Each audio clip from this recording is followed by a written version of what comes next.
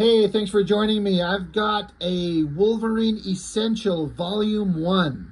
What are these? I mean, I think everyone knows, but look at this phone book. Massive collection. I've shown off before a little bit. I've got Volume 2, and I've shown off a lot of stuff in there because it's got a lot of Marc Silvestri work, and my favorite part is that it's in black and white. That is what I'm looking for. As a guy who draws comics, I want to see the lines that an artist puts down. And so there's a lot of Silvestri stuff in that. That's why I was super excited for that one. With this, I was on the Facebook page that I talk about where people are buying, selling, trading comics. And somebody had this essential. I don't remember what I paid for it, but I wouldn't get it if it was really expensive. It was relatively inexpensive. I mean, the cover price on this thing is $16.99. I might have paid $5 for it. And anytime you can get a book this thick with the black and white is what I'm super excited for. So it's too thick, obviously, to get into any like story point. This would take 3 hours to go through if I was talking about the story. It's more of just to kind of look at the artwork in it. Some of the interesting things, like in the first half of it, every issue or so, there's a pinup by different artists doing some really cool shit. And then, of course, you get some great artwork just in general. So I just thought we'd do a flip through it, flip through the whole thing, but we're not going to take too much time. This cover is like recolored from its original color version. That's a John Byrne. It's fine. The coloring seems to hide so much of his line work. I talk about this a lot. I think it looks fine, but I just like the black and white a little bit better. I don't know if I noticed before how like there's this phased out shimmering glint right in the middle of his claws. That's interesting. John Byrne, I've done the issues of Classic X-Men that he drew, inked by Terry Austin, which are just like magical stuff. And his work inked by Terry Austin is so clean and clear and perfect. But then when he does his own work, his work just becomes something else. It's, to an untrained eye, it might be unrecognizable as the same artist, but if you kind of recognize certain telltale signs of his work, I think you can see it. John Byrne is so profoundly talented.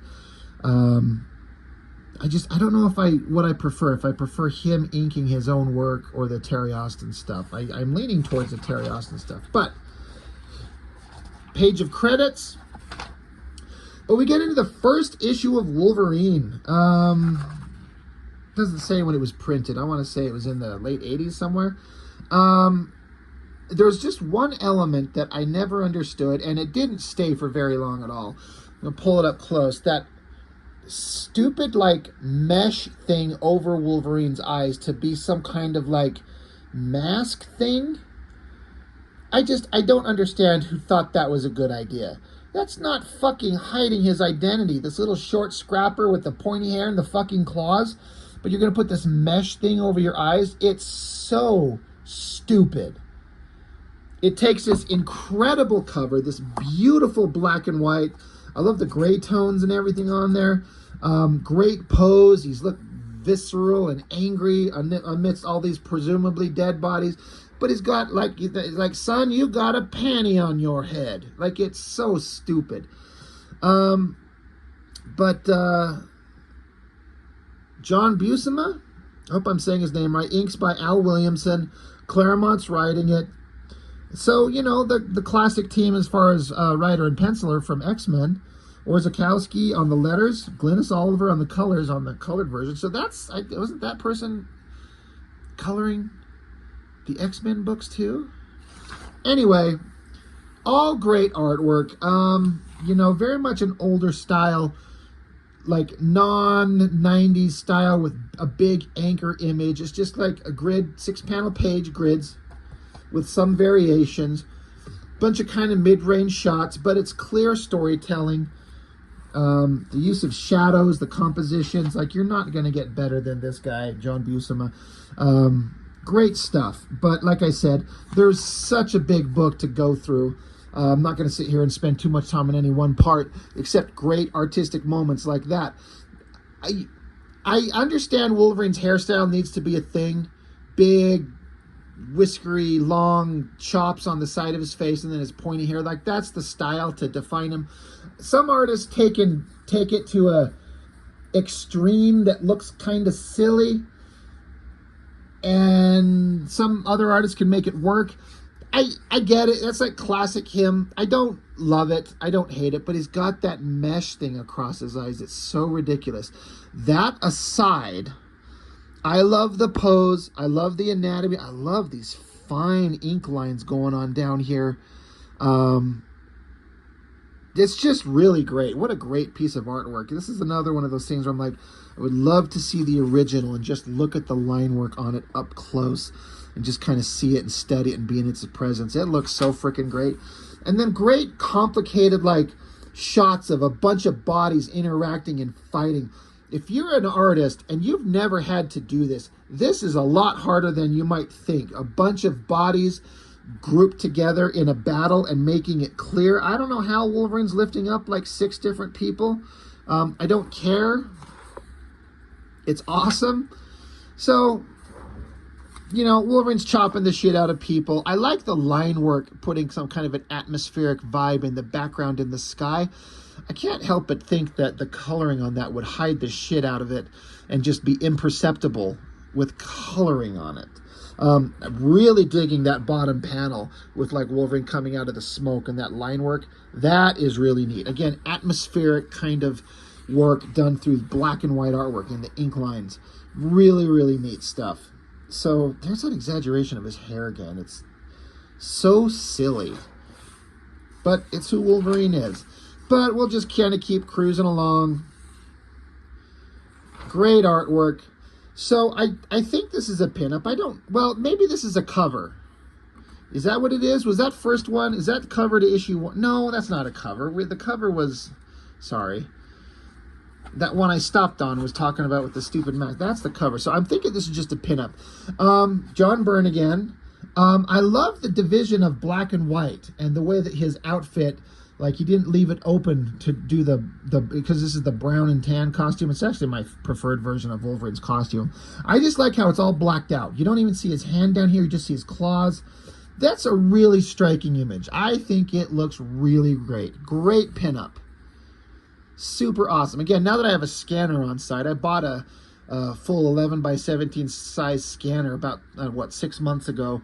And it's so great to have it on site because I kind of want to take these pages and scan them and have them for myself.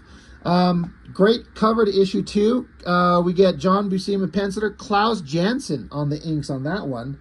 Janson brings a whole other flavor. It's a little rougher, a little more organic. That's a good cover. Very visceral, very violent. Love it. Good splash page. A bunch of people in an environment. Everyone's got body language and different kind of outfits. All looks really good. So Wolverine's, he's Patch. He just wears an eye patch. He's in Madripoor.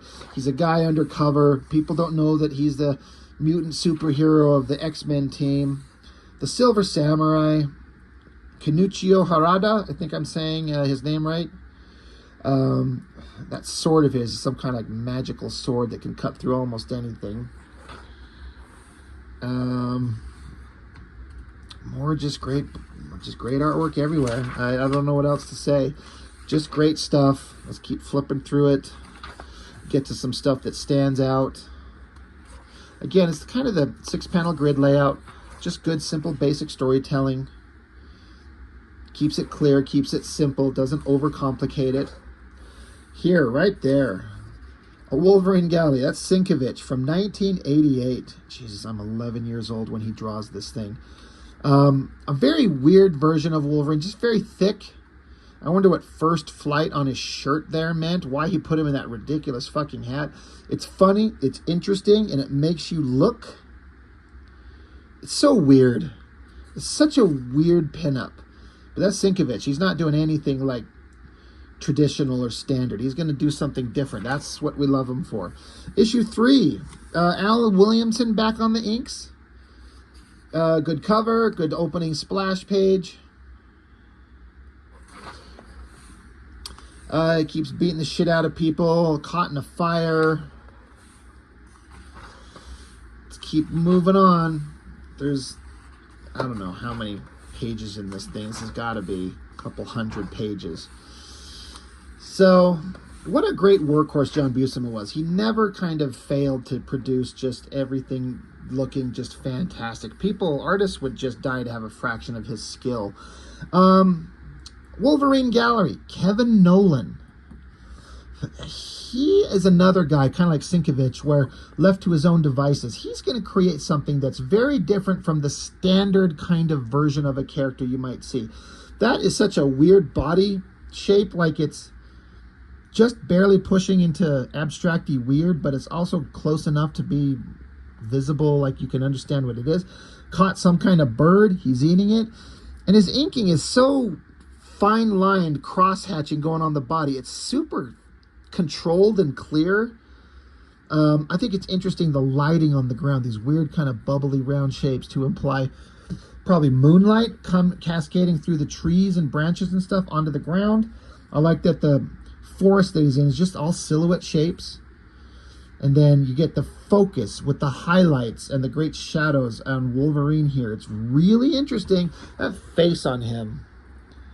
That's really, it's a good pinup. It's odd, it's strange, it makes you look. And that's one thing I remember about these early Wolverine books. I didn't collect them from issue 1. I think issue 6 or 7 is where I started getting to read them. But I'd see all these pinups from these artists doing weird things with Wolverine, which was kind of informing my opinion of the character, is that he's not just this heroic guy with claws standing next to Cyclops. He's got his weird kind of vibe all on his own. He's just an interesting, weird guy. Issue 4, introducing Roughhouse and Bloodsport. I remember Roughhouse. He's just this big human dude that Wolverine would go into Madripoor, go to a bar, run into this guy, and just fucking get in a fist fight with him. Not to bust his claws out and stab him to death, even though that's showing on the cover, but you got to sell it. As I remember it, this guy's just a big, heavy-duty brawler, and Wolverine liked to go in there and just fucking punch him. And they love to beat the shit out of each other, and that's what Wolverine likes to do. Great splash page. Again, heavy shadows there, and all the line work going across like that. Makes me kind of want to try something like that. Let's see. Williamson on inks again. But look at all the atmospheric, those lines in the background, giving it kind of a gray tone haze. Really good stuff. This Bloodsport villain character, this scrawny old vampire looking dude, I always thought he kind of sucked. There's nothing interesting about him, but, you know, what do I know? So, more of the same. Great storytelling, great clothes, costuming, environments, backgrounds, shadows. It's just all there. There's nothing this guy could not draw. So, end of that issue. How about that? Pinup by Barry Windsor Smith. I can only guess. I don't know when this pinup was drawn in relation to when these issues were produced. I gotta say this is like Weapon X era design Wolverine. Was this drawn while he was doing that Weapon X series, which was coming later after these were produced? But this book was printed later. So I don't know. They could just combine all this artwork from different eras. That's a really interesting, super simplified drawing. No backgrounds, no heavy shadows like the Sienkiewicz or the Kevin Nolan. Just a simple shot of him standing there. And the focus is his face. It's not his claws, not even really his body. It's his face and his hair and the intense look on his expression there. And that's taking his hair and doing some really weird, wild shit with it. Like that Kevin Nolan one, super tiny hair, like really short, just a little hint of like the pointy tips to indicate the animal aspect of him. Here, way exaggerated, but I kind of dig it. It kind of works. Issue 5. Great cover. Love that Jeep. Love Wolverine pulling a Tarzan thing, swinging from the vines. More Al Williamson inks, so it's always going to look good, nice and clean. God, now you got him drawing airplanes. I love vehicles. I've said this before, but just the being tasked with draw these characters in this old propeller airplane and then have a P-51 Mustang show up and have a airplane fight dodging around.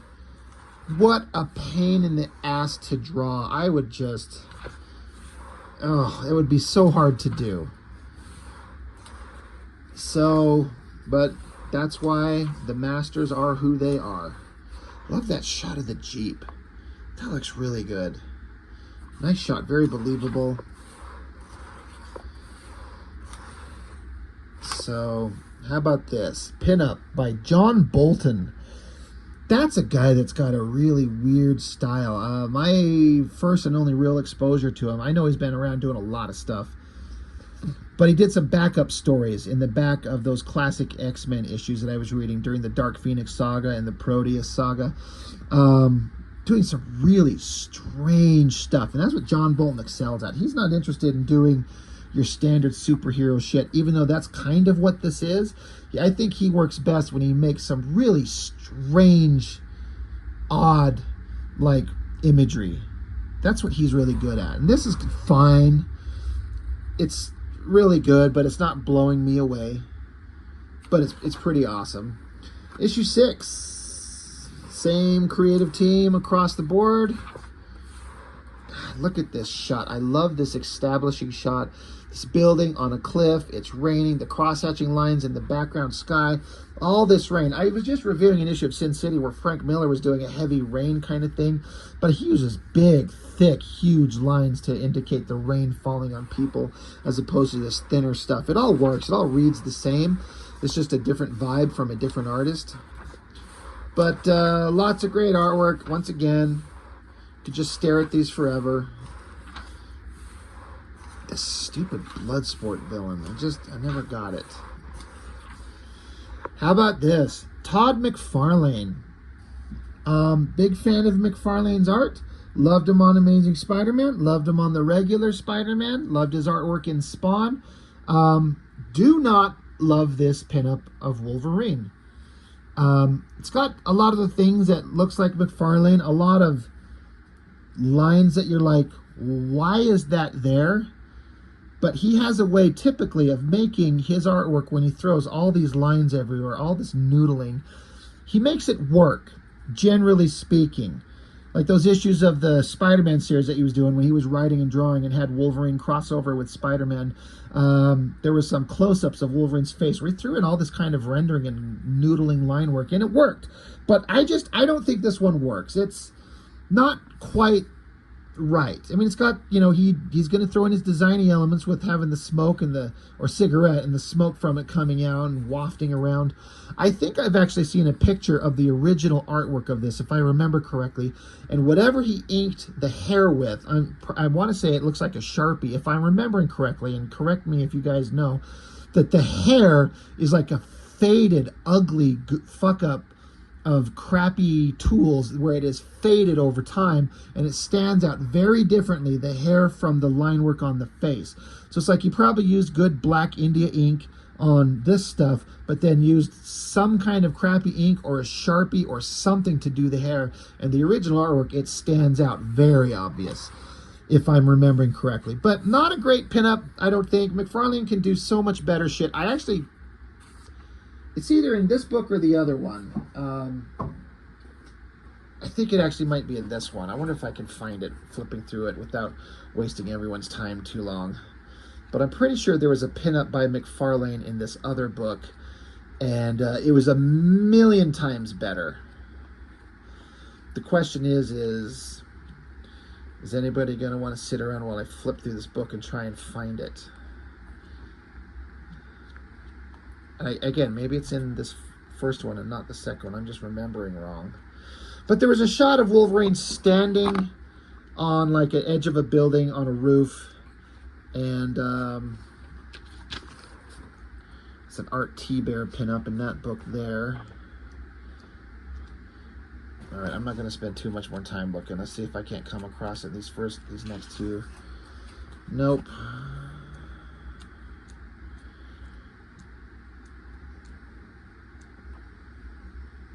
There's a Jim Lee cover, Wolverine number 25. All right, I'm not sure where it's at, but those of you probably know what I'm talking about. Maybe we'll get lucky and run across it. Not a great pinup by McFarlane. Issue 7, John Buscema, artist, so he's inking himself. how often did that happen? I'm sure some of you guys who know the old school artists, now it's Buscema inking himself. It had Williamson and Klaus Janson on the others, but this is him inking himself. I don't know that I've known that he could do that. I mean, I'm not surprised. To a guy just kind of looking on their own, you may not tell a difference.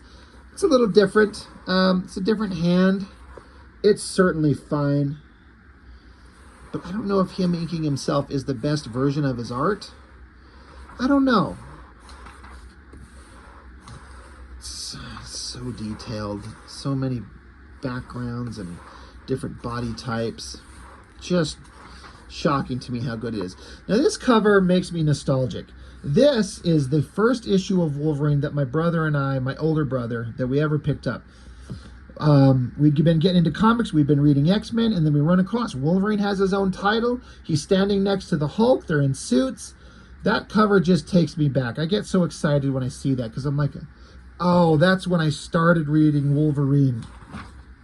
Let's see. John Buscema inking himself again. Big, thick Hulk. This is the gray Hulk, not the green Hulk. It's a little smaller, a little weaker, but intelligent, not the mindless green monster. So he was a unique kind of version of himself. I didn't understand what was going on with him at the time. But I do like this patch. This Wolverine with the eye patch. They call them patch. You can't tell because it's in black and white, but this is a white suit. This is what they showed in the recent Deadpool Wolverine movie. Was this outfit on him? Looks so awesome. I kind of wish they would have shown more of that. But I remember reading this issue and knowing that Wolverine, in X-Men, he's got his claws. He's going to rip those claws out and start chopping people up. And as I recall, as it gets towards the end, he only pops his claws one time. Right here, Hulk is up on this balcony. Wolverine's under it. He pops his claws once. Hulk hears that snicked sound, and Hulk falls all the way down, and that's the only time his claws were used. I remember as a kid being slightly disappointed. I'm like, I want to see Wolverine stabbing the shit out of somebody. But I also kind of appreciated, like, he's only popping it out and using it when he needs to. It's kind of a secretive thing, and we're talking about a story where the character is interesting, not his weapons are what's interesting. So, in retrospect, I think it was kind of fun, an interesting idea to do. But youthful me was like, where's the claws? So, fun story. How about that right there? You can just look at that and tell instantly without even seeing the tag on who drew that. That is a Rob Liefeld. My best friend and yours, the best artist in the history of ever in comics, and you know it. This is his old stuff. And I've said a million times, I think his older stuff is better than his newer stuff by far. This is not bad. I'm just, I think like the directions that he gave, these lines under him are kind of maybe going the wrong direction to kind of indicate a flat plane that he's standing on. It's a minor quibble. Big claws, more attention paid to drawing quote unquote more accurate anatomy, but still leaving it dynamic. The poses there, the angry shot on his face with the shadows, the ninjas in the background. I love the little glowing parts on the sword. That's a legitimately like pretty good pinup. It's not on the level of a Sienkiewicz or Kevin Nolan or Barry Windsor Smith or anybody. He did better than McFarlane, in my opinion, on this. So credit where credit's due. That's pretty awesome. And again, I always sit here and wonder, where is this original artwork? Does somebody own this? Does Liefeld keep it? I know he tends to keep a lot of his own stuff, but I don't know. Just interesting. Issue 9. This is another one of those weird ones. It doesn't say, I don't think, until the end. No, right. No, it doesn't say. Oh, yeah, right there. Art. Written by Peter David. So Claremont's out. Peter David's writing this, and art by Gene Colan. Or Colan. Gene Colan, is that how it's said? Another name that I've heard at this point, well, actually, no, I take that back. I hadn't heard this guy's name at this point when this come out. I'm 11 years old, 12. I didn't know who Gene Colan was. I remember thinking the art was kind of fine, but kind of weird. It wasn't my favorite, but it did have a style about it that was moody and evocative, and I liked that. I appreciate it, but it wasn't my favorite. And I missed the Gene Colan kind of train. I know a lot of people refer to him as one of the great classic artists, and I appreciate that. I respect it, but I wasn't there to see it happen, and so I never quite got into it. And it's everything that John Buscema is doing: backgrounds, characters, and costume, storytelling. It's all there. It just doesn't wow me. So it's okay. I'm not thrilled with it. I remember thinking that shot of Wolverine was very weird. So blocky and proportionately odd. I don't know. Wasn't my favorite. But it's fine. I think the black and white looks pretty interesting. You know, there's a lot of skill going on. I'm digging it. So this pinup right here. I have scoured this thing unless it's staring me in the eye and I'm just blind and stupid. I cannot see a credit on it anywhere for who drew it. But for some reason in my head, I read somewhere or saw somewhere that this is Jim Lee. Old school Jim Lee, probably inking himself. But I don't know that for a fact because it doesn't say. And I'm trying to can I identify Jim Lee work in the drawing, and nothing about the background screams Jim Lee style because this is very early him. The anatomy on the arms looks like old school Jim Lee artwork, but I don't know. So if any of you are watching and you know for a fact, yes, it's Jim Lee, please confirm, or if not, do you know who it is? It's just funny, I don't see his signature anywhere. Not anywhere. And I wish it said. And I don't think it says, unless I'm just blind and dumb. I mean, it gives credits for the individual comics, but not the pinups. So, I don't know.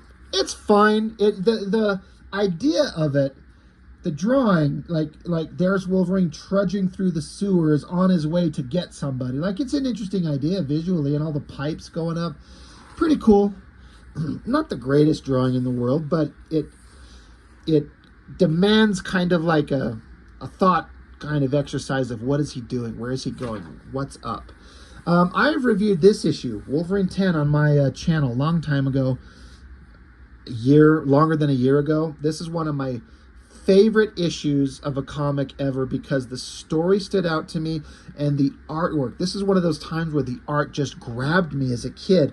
And for the longest time, I thought it was Bill Sienkiewicz did the whole thing. Because when I was first reading comics, when these first came out, I didn't pay attention to the names. I didn't give a fuck. I just thought it was a comic book and it looked great.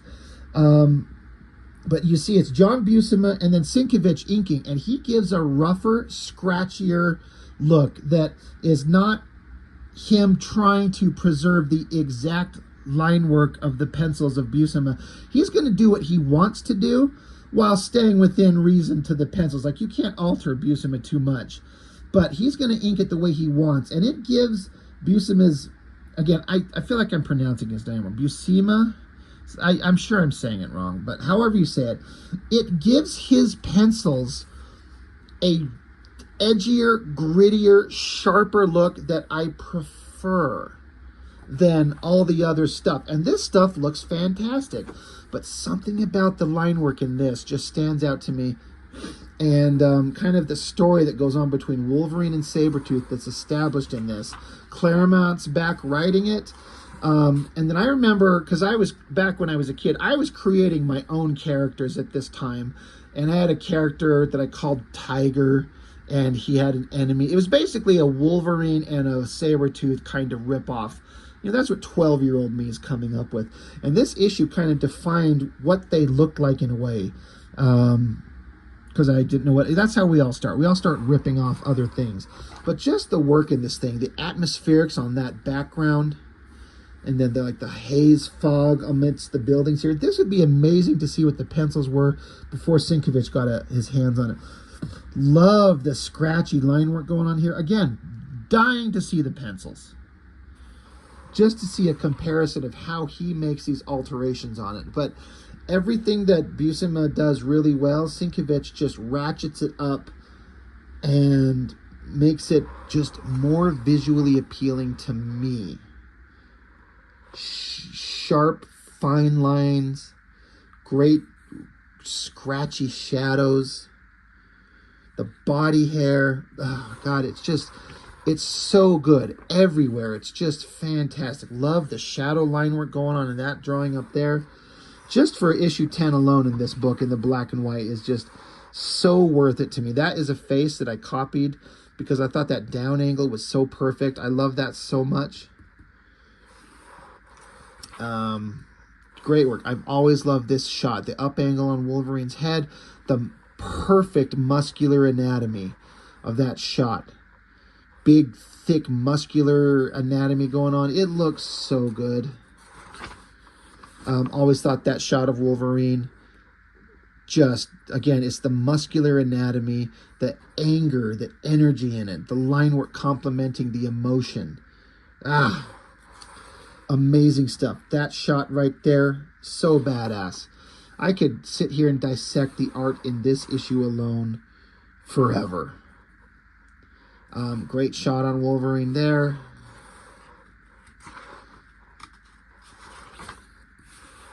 All good stuff. And I love that last panel. That shadowy shot on Wolverine's face. Perfect. I love that. God, it's so good.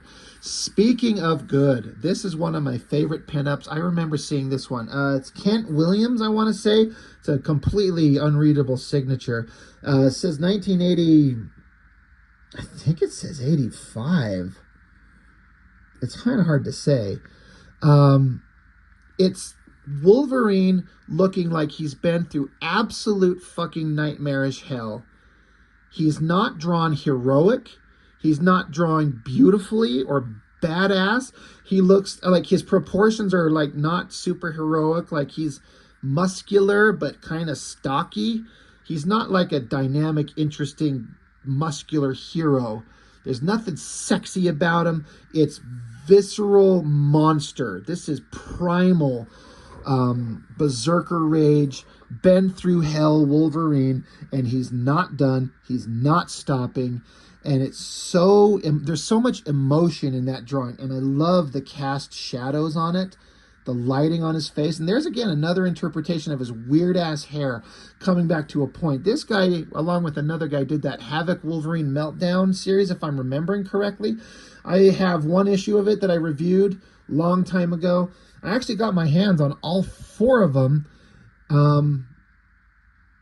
It's not as good as I remember it. I only ever saw the one issue that I had as a kid, but now they got all 4 of them. I'm significantly less interested in it. I'm actually kind of disappointed, but that's a whole other review. I kind of don't even want to hold on to those books. I'm thinking of trying to see if anyone wants to take them off my hands because I'm never going to look at them again. But that black and white shot, one of my favorites of Wolverine. It's not trying to make him look sexy and awesome and badass. Well, he's badass, but not in like a way that's traditional cool. Excuse me. Oh, it's just one of my favorite shots of him ever. Issue 11. I remember this goddamn, the Gehenna Stone affair. Part 1 of 6. Like 6 issues of this fucking story of this magical crystal ball thing. Kevin Nolan on covers. Seeing his super slick, clean inking. It's such a stark contrast between these two. I know Kevin Nolan is revered amongst the best, and he is. I'll take that any day over that. That's just what I like. It's more organic, and again, it's emotional, and just, I don't know, it just resonates with me way better. But art team, I'm going to assume it's the same. Buscema and Sienkiewicz inking, so more of that great combination of the two of them. But it just goes on for 6 issues. I remember reading this 6-issue series as a kid, and I'm like, it's kind of fine. But I'm like, do we have like 6 issues? That's, if it's a monthly title, that's 6 months. That's half a year of telling the story of this magical crystal that Wolverine and crew are tracking down. I'm like, fucking goddamn, do we care? That's a great shot of a horse. Horses are hard. I've tried to draw that a couple times. Next issue, and again, Kevin Nolan again, slick, clean. I love the face on that. That's pretty cool. I liked how he drew the claws here. Pencil thin, like super teeny. Sometimes artists will draw his claws thick, But Kevin Nolan drew him very skinny, and I thought that kind of stands out. That's pretty awesome. But yeah, Sienkiewicz on inks again. So I guess they decided, rightfully so, that they were a great pairing, and it's looking great. But again, you know, we're at 35 minutes in this video, and we could just stare at this forever. I think all the pinups are done. They get to a point where they stopped including pinups in the books, and it's kind of a unfortunate thing. I mean, we'll see. Maybe there's one or two. We'll see. But God, there's a big multi-page long car chase. What a pain in the ass to draw. All these pages here. It's a car chase. I love a good car chase, but in a comic book, it's hard to do. Another great Kevin Nolan cover. Very clean and slick and precise. Very cool. Same thing. That's a weird shot. Wolverine's jumping out of the car, back onto the other car chasing him, so that's an odd shot to choose. Like, let's just point his ass and his dick balls right at us and send him flying right at the camera. I would never choose that shot, but ain't no one paying me to do shit, so what do I know? Yeah. Great artwork. Can't be staring at it forever for too long, but if, oh God, this is like the monster of the book, the villain. That's one of those shots that I'm like, I don't know who the fuck he is. I don't think I care, but that drawing, that flowing cape, it's almost painterly. It's like, it's almost painted on. Where it's like brush strokes to just kind of imply a gesture and mood rather than following precise ink lines, which an inker wouldn't normally do over good pencils from a highly revered penciler, but Sienkiewicz is going to do whatever the fuck he wants. And goddamn, is that awesome. The shadows on that face, this monstrous creature. I love that shot. But anyway, it just all keeps going on and on and on, and it's all fine. I feel like I skipped. Yep, cover. I do remember that one. Very blocky shapes. Very interesting. Stood out. But God, part 4 of 6 of Wolverine and crew chasing these guys down about this crystal rock thing and whatever the fuck. There's Wolverine in costume. That's pretty awesome. I remember this fight on an airplane. Wolverine's beating the shit out of all these guys inside an airplane. You should just throw them out and be done with it. All these shots of Wolverine in his costume are great. What a great pairing. Buscema and Sienkiewicz together. It's like magic, in my opinion. I kind of wonder what other people think of that pairing of their art. Did Sienkiewicz take too much away? I don't think so. It looks amazing. Yeah, again, Peter David. Was this whole thing written by Peter David? I guess I didn't pay attention to the writer. Penciled by John Buscema, inked by Sienkiewicz. This is a very different inking technique going on there. Great heavy shadows, crazy lighting. That is really interesting.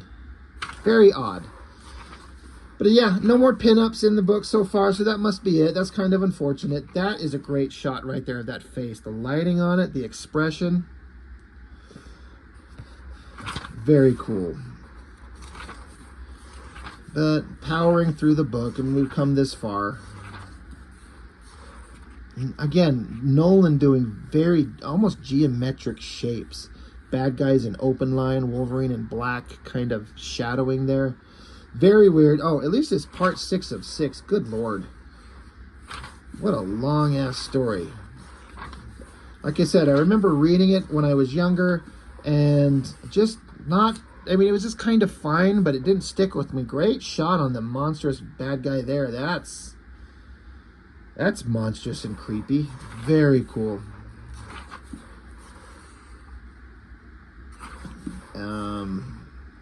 Yeah, I like this shot with Wolverine doing this like uppercut kind of thing, stabbing him right in the gut, or right in the neck almost. Kills him, I think. All good stuff. There's that cover. All right, yeah, Wolverine number 17. Okay, right. I'm remembering. John Byrne comes back for this one, I think. He gets the cover, and this is him. John Byrne breakdowns, Klaus Janson finishes. So As I understand it, breakdowns mean just kind of the most basic drawings, not a lot of rendering, little basic indications of shadows, and finishes, leaving most of the defining line works and shadows and everything just being Klaus to do what he kind of wants to do. And you're never gonna have a bad time whenever you got Klaus finishing your work, especially over John Byrne. So it's not exactly just John Byrne or Klaus, but it's the combination of the two of them together creating something unique. I remember this shot of Storm. This was like modern version at the time that I had not read modern X-Men comics and seen what Storm looked like. So I've only read the classic X-Men issue, so I didn't really know how or why she looked the way she did, but it's an interesting design. I like it.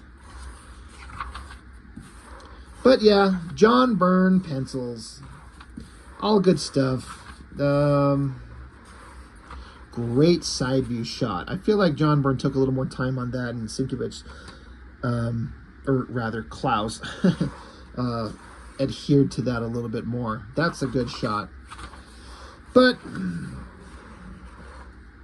got Daredevil showing up for a minute. And then there was this bad guy, this cybernetic, scrawny old guy with metallic arms and robotic appendages. I don't know. I do remember the shot of Wolverine going up this chain on this boat to get him. Roughhouse, the Wrath of Roughhouse. I remember that cover, him getting punched in the face. Same thing, breakdown artist and finishing artist, Byrne and Jansen. So, good stuff artistically. Not a super memorable story to me, but just burning through it here. Getting to the end. This cover is always one that I thought was a great cover, in as much as it's this guy, Tiger Shark. I've never seen this guy before this or since, but some kind of like underwater guy. His whole deal is being underwater, and he's got Wolverine in a fucking chokehold. Now, if you know how to put a person in a chokehold properly and you get it locked in, if you don't know what you're doing, there's no way out. And they made this Tiger Shark character feel like he was really strong. So drag Wolverine underwater, put him in a chokehold, and drown him, and you kill him. And so this cover is very, like, it's eye-catching. It grabs you. You're like, oh, shit, especially with the big use of bubbles. I gotta say, I'm kind of surprised. The bubbles are done with, looks like a template. They're all perfect circles. Perfect round shapes, just of different sizes. At a glance, just looking at it, it reads perfectly. But when I look at it as an artist who draws, I don't know that every bubble should be so round, like a perfect, flawless circle, because it kind of negates the effect of a naturalistic, organic thing as air in bubbles underwater. Totally just my personal opinion. I have drawn a couple of times, like, bubbles underwater, and I just drew it by hand, and I intentionally made them off-shaped because I don't think they would be perfect circles. So all that being said, you know, although again, all those perfect circles stand in stark contrast to the very organic lines going on in the ink work on the bodies. Interesting cover. Not complaining, just an observation. Same art team, yep. But yeah, this Tiger Shark guy, I don't know who he is or where he ever came from again, but it seemed like he was a really powerful villain in terms of he almost took Wolverine out. I don't know. Great use of zipatones in these things here. Gray tones. I like how I wonder how they did this white on top of the black and the gray tone. I wonder if it's like white paint on top to indicate the air bubbles. I don't know. That's really interesting. Great stuff. Love to see the original. More zipatone stuff. Tiger Shark guy keeps pulling him to the bottom of the water. Great cover again. John Byrne will never fail as a cover artist. Wolverine's big giant hand, claws coming down. Bad guy here gonna beat the shit out of the girl. Loving it. John Byrne, Klaus Jansen. Yep, great stuff. Yeah, Wolverine's having a hard time with this guy. This guy's super strong, and he's in the water. He's in Wolverine's eye. This was an interesting part where the bad guy, this Tiger Shark guy, took Wolverine, and somehow he can propel himself through the water. But the bad guy gets Wolverine by the wrist and, like, bolts to the bottom of the water and stabs Wolverine's claws into the coral rock, and then just takes off and leaves. So Wolverine's got to zip around, put his feet down in the ground, but the problem is his fucking claws are stuck. And I thought that was a brilliant bit of writing. Like, how do you kill Wolverine? Drag him to the bottom of the water when you got water powers, where you can like move through the water like a Superman can fly. Power slam his claws into the stone to where Wolverine may not be strong enough to pull it out, and just drown his ass. I like how these air bubbles, they're more organically drawn. They're not the perfect circles. I thought that was really great. A really interesting concept that puts you in like a, you know, Wolverine's going to survive, but you're like, oh shit, that's like a horrible scenario. Great storytelling there. Eventually Wolverine does get his ass out. Yep, he shows up. There he is. Starts cutting the motherfucker up. I guess once you get him on ground, you know, like if you're in water, you know, Wolverine may not win, but on ground, Wolverine's going to beat up the fish guy. Yeah, we're 46 minutes. Jeez, gotta give it to John Byrne on these covers. Holy Jesus, look at that crazy organic inking. I remember as a kid feeling like there was something off that I didn't like, and I think I would say now what I was thinking at the time was that it's over-rendered, it's overworked. I do not think that now. I actually think that the idea is that the image conveys emotion. Even if there's way more lines on there than there needs to be, technically speaking. The intensity in the eyes, the gritting teeth, the folds on the skin. I actually think it's pretty fucking amazing now. I really, really dig that. That is awesome. But as a kid, I was like, that's too much. It's too weird. But I was a kid. I didn't know shit. Yeah, 1990, so 13 years old. John Byrne, Klaus Janson art. So they're continuing with the robotic guy. I guess fish guy's done. So let's just get to the end of this thing. See if there's anything interesting towards the end. Celestial. That's an interesting thing to show up in a Wolverine comic book. Great use of zip tones down there on that Wolverine face. Pretty cool. This cover, it's good. It's not my favorite, but it's just, the idea is there's this disgusting mass of flesh, organic material it's a villain called Spore. And so Wolverine needs to be like buried and drowning in it. And it conveys that perfectly. But in compared to like those other covers and the giant face and things like that, it's a little bit less, you know, it conveys the story perfectly. You're like, oh my God, he's drowning underneath this disgusting organic crap. That's weird, but I want to see what's going to happen. But let's just get going. We're almost to the end. Thanks for sticking around if you have stayed this long. Love that cover. Fucking A. Maybe a variation. I don't know when did that McFarlane cover with Wolverine with the claws up and the reflection of Hulk in it. That predate this. This says 1990. So either Byrne beat him to it, but McFarlane did it after the fact and just got more success because of the visceral nature of the McFarlane image, or McFarlane already did it and did Byrne do this to try to replicate the same kind of thing.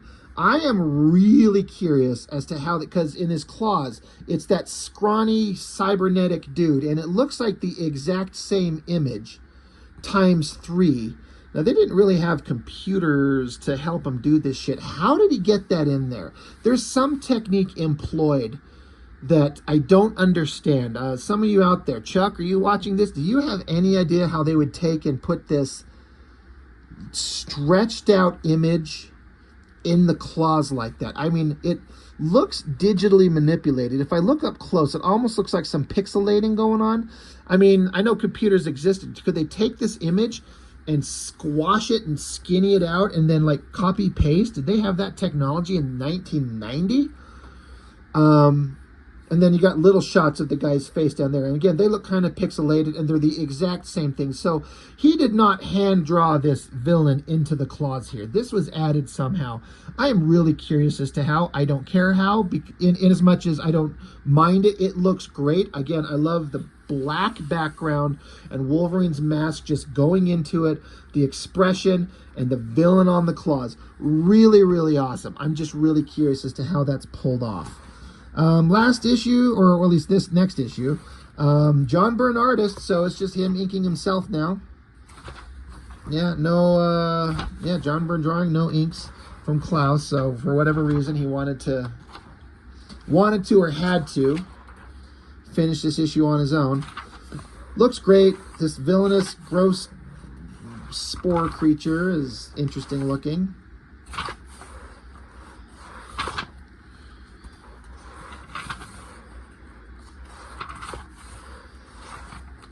Kind of a weird, interesting Wolverine shot there.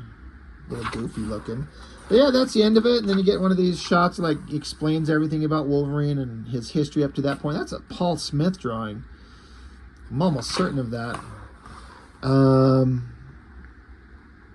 think that's old school John Byrne. Yeah, from Classic X-Men. Or, right, you know, the X-Men. I read it from Classic X-Men. There's Frank Miller from the Frank Miller miniseries. Anyway, that took a minute to get through, but a lot of great stuff in there. That's what I love about these Wolverine Essentials. There's always all kinds of interesting stuff in there. Great single shots, black and white artwork, so you can kind of, you know, pick apart the artist's work. There's a Jim Lee cover for you. That's one of my favorite shots of Wolverine ever. Great shot. You just get to see all kinds of neat stuff. It's really instructive and informative, especially if you're an artist trying to learn. You can learn all kinds of stuff from just looking at the right kind of stuff and pick it apart and see what they put down. So I highly recommend picking these up. And, you know, it's always worth it because they're also not too expensive. When it's black and white on newsprint, you're not going to be out too much money. So, there it is. God damn, there's that McFarlane pinup. You know, there's that one in there, just his face that I was saying sucked. This is like a million times improvement. Great mask, great body shot, smoke wafting in front of him, the buildings in the distance, the line work in the sky. It went from shitty to amazing. And that's McFarlane. Like, that looks amazing. I'm so glad I got to see that. I knew it was in here somewhere. But yeah, these Wolverine Essentials, if you like the artist involved, you know, a bunch of Silvestri stuff. I was always into that. I recommend picking these up. But yeah, Wolverine Essentials, Volume 1 and 2. Good stuff. Always good stuff. So I guess that's all I've got for now. So thank you for watching. I know, again, I've almost gone an hour here. But I hope it's been interesting for you, especially those creatives of you out there. If you find this stuff informative and interesting, I do. So that's all I've got. Thank you for watching. I'll see you next time.